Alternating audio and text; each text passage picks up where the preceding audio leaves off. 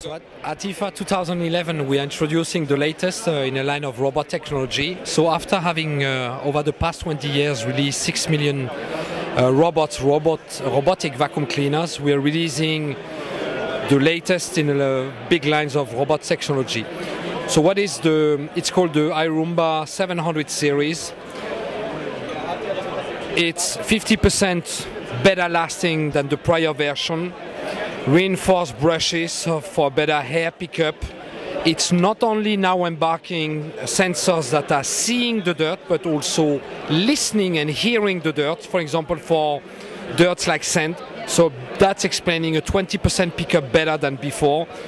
The bin has been absolutely completely redesigned to optimize the hair pickup factors.